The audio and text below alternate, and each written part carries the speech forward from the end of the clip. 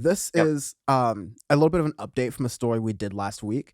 So last week we talked about a story where it was reported by Rolling Stone and a number of different outlets that out of the 500,000 or so dollars that Morgan Wallen had pledged to give to different black organizations, black surfing groups, in the wake of his apology tour for being caught on video ranting and saying the N word. Um, Hard R. yes. Uh, Rolling Stone had reported that the Black Music Action Coalition had only received um, a small amount of that money, and the rest of it just hadn't been anywhere. And that was a story that made the rounds like everywhere. We covered that on Audioface, laughing at the idea that come on, you can't even like make your apology right, and you have to like watch for these. You have to really watch and see like are people going to follow through after their apologies or not. That's really how you can tell if people mean things or not. Nevertheless, USA Today, Melissa Ruggieri, sorry if I'm mispronouncing that, at USA Today did some follow up on this and basically noted that in April, investigated in April, Wallen donated $300,000 to the BMAC in the names of 20 people who had counseled him following the incident when he uttered the N word during a night of partying. I'm reading from the USA Today article. Those individuals were given the option to funnel their respective $15,000 to the charity of their choice or keep their money within the BMAC. And of that money, $165,000, that amount, remained with the BMAC, which is what the spokesperson of the organization confirmed to USA Today.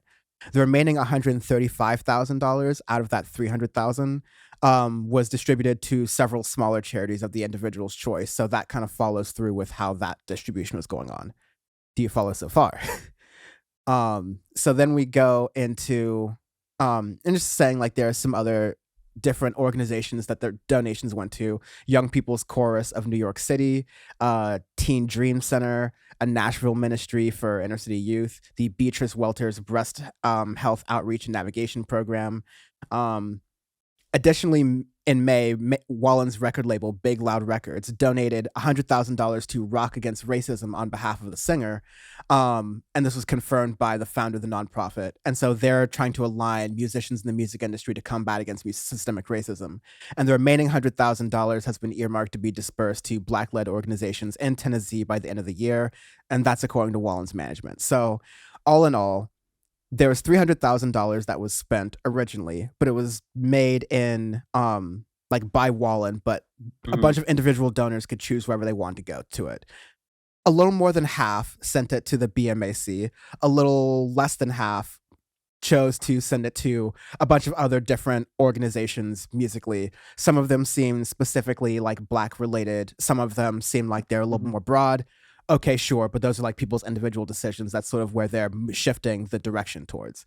Another substantial amount, at least through his label, $100,000 went to the specific Rock Against Racism programs. That's a little bit more targeted, and then the other $100,000 is still set to be dispersed. So, at least that's a higher level. It's definitely different from the story that, oh, only $165,000 was paid and the rest is missing. The rest went a number of different places, and I think you could talk about the places, but that's sort of the standard story. Yeah. So it's just they need to do a little bit more digging to figure out everything, and we correct what we correct what information that we get presented to us. So Yeah, it was. This was point. Well, I guess yeah. So like that's kind of the top of the story. This is pointed out to us by someone named Jessica JPB, who has a fairly sizable YouTube channel, and at least a lot of the uploads I've seen have been devoted to Morgan Wallen things. And there's a bit of a mix up on our channel. I honestly don't know why YouTube does this sometimes, but yeah, I like don't understand that. sometimes comments like get through and sometimes they don't. We barely like every once in a while we'll like look in and go, oh, there's a bunch of comments. Let's look and see if okay, these are spam, let's get rid of these. Okay, these are cool, let's respond to them. So it's not something that we're actively monitoring by any chance, at least at this point right now. And so for whatever reason this comment was removed, but I have a way in YouTube to kind of go back into the logs a different way and see it. So I was able to recover the comment. Not before Jessica JPB kind of like sort of tried to do the semi call out thing, saying that, oh, we were trying to delete the truth because we couldn't handle the truth.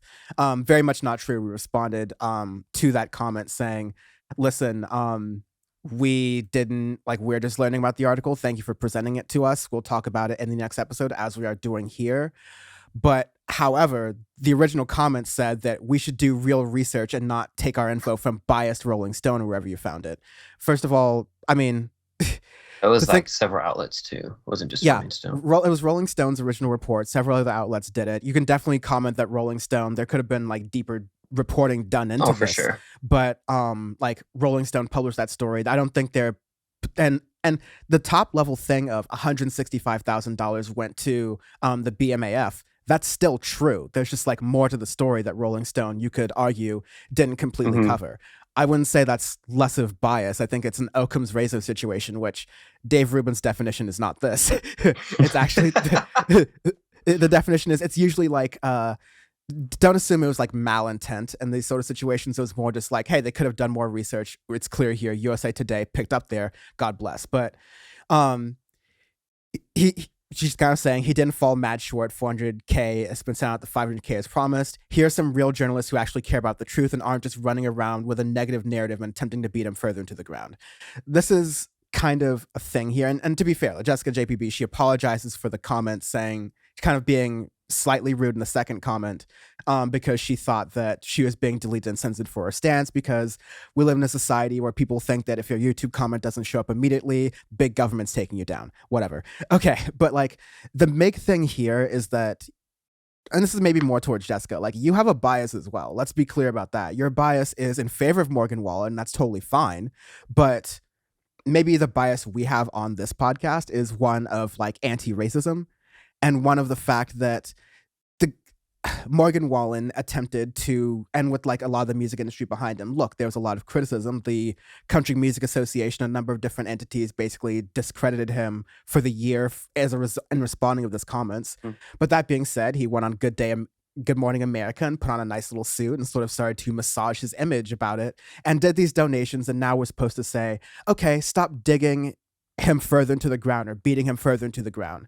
But what we're critiquing on this podcast is the fact that this was a moment where country music should have been more reflective of, hey, why are we just sort of patting someone on the back or slapping someone on the wrist for clunkily talking about their N-word video and saying like, oh, I don't know what the context of that word or what that word means. That's BS. That's nonsense. There was a country music artist, Mickey Guyton. She's a black woman. Hmm. She's been making a lot of rounds in country music as of late because of her identity and how well she's been doing in the country music space over the past couple years. But she was very open in talking about the Morgan Wallen case originally, and case like as was happening originally, by saying that sorry,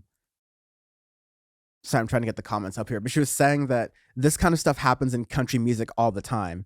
This Mickey Guyton even tweeted, this is not his first time that using this unacceptable racial slur, and we all known that.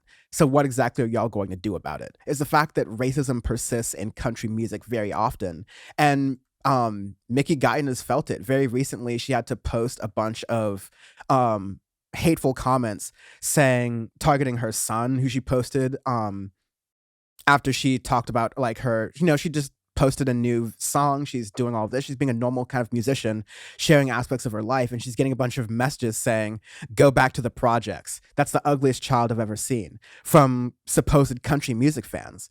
So, okay, maybe you're saying, oh no, Morgan Wallen's being beaten to the ground by the media who wants to paint him as a certain thing, all right? But Morgan Wallen got caught saying the N-word at the same time his career is blowing up in country music. At the same time, a lot of black people are trying to talk about how racist country music is, the environment is, and it doesn't need to be this way, but there needs to be more people who are speaking up about Morgan Wallen supposedly being over-canceled. They also need to speak up just as forcefully about these issues of racism. Otherwise, music fans like me, who identify as black, are going to notice that you're paying more attention to one thing than the other. And we are going to make our own assessments about that, because that's about like survival in this country, honestly. So, like, that's ultimately my response, that this isn't about digging Morgan Wallen into the ground. This is about racism in country music. This is about what Morgan Wallen and the whole situation represents, and how the fact that there is no accountability being had for this incident here. So, like, in the most respectful way possible, don't just assume that anyone who disagrees with your favorite country music artist is biased. Black people exist, and they exist in country music as well.